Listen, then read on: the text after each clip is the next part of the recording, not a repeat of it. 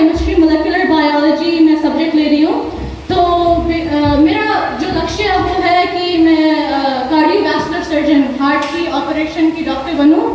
और इसके लिए जो पाथ लेना पड़ता है तो यहाँ का थोड़ा सा डिफरेंट है। यहाँ 12th से ग्रेजुएट करके नीट किया जाता है और नीट के पश्चात फिर आपका मेडिकल स्कूल शुरू हो जाता है। वहाँ क्या होता है, पहले 4 साल कॉलेज, 12th के बाद 4 साल बैचलर्स डिग्री होता है।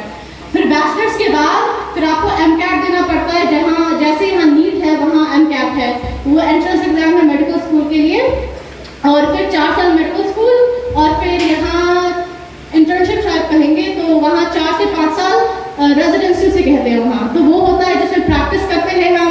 और फिर 2 से 3 साल स्पेशलाइजेशन। तो यदि आपको आँख का डॉक्टर बनना है या किसी एरिया में स्पेसिफिकली प्रैक्टिस करना है, जैसे मुझे हार्ट की सर्जन बनना है, तो उसके लिए 2 से 3 साल, फिर उसके बाद लाइसेंस मिलता है। और वहाँ की जो शिक्षा पद्धति है, यहाँ किंडरगार्टन नर्सरी से स्कूल शुरू हो जाता है और फिर 10th ग्रेड तक आपका नॉर्मल कॉलेज स्कूल चलता है और फिर 11th and 12th grade college यहाँ माना जाता है। वहाँ होता है क्या कि kindergarten 1st, 2nd, 3rd all the way to 12th, ये आपका नॉर्मल स्कूल होता है जिसमें आपको 4 विषय पढ़ाए जाते हैं, साइंस, मैथ्स, सोशल स्टडीज, जिसमें आपको हिस्ट्री पढ़ाया जाता है।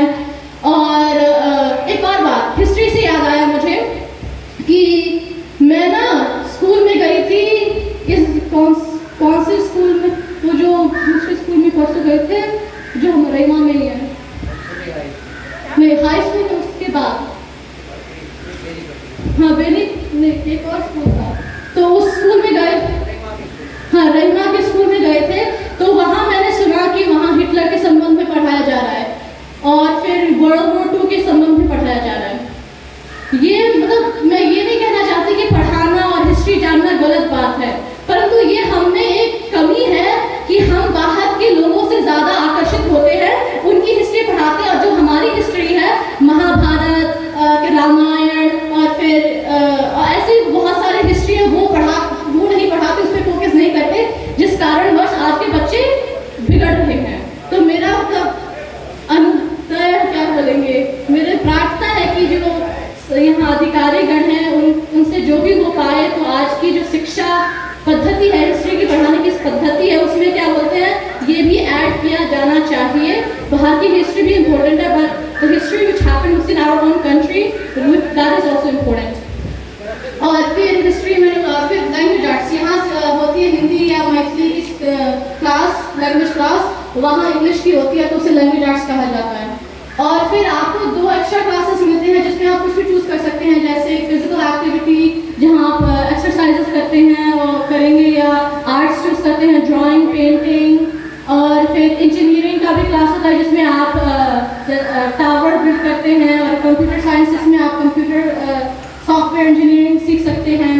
तो ये सब नॉर्मल है 12th ग्रेड तक। फिर 12th ग्रेड के बाद आप अपना पाथ चूज करते हैं, आपको जो टीचर बनना है या डॉक्टर बनना है या लॉयर बनना है। पर उधर एक ये भी है कि आपको ना 2nd ईयर कॉलेज तक आपको टाइम दिया जाता है कि आप यदि आपको नहीं पता आपको क्या बनना है, आप चूज कर सकते हैं।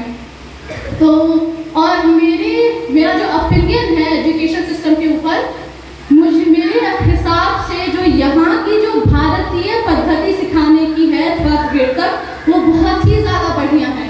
यहाँ आपको ब्रेन को कैसे शार्प बनाया जाता है, वो वहाँ अभी तक वहाँ नहीं हो पाया है।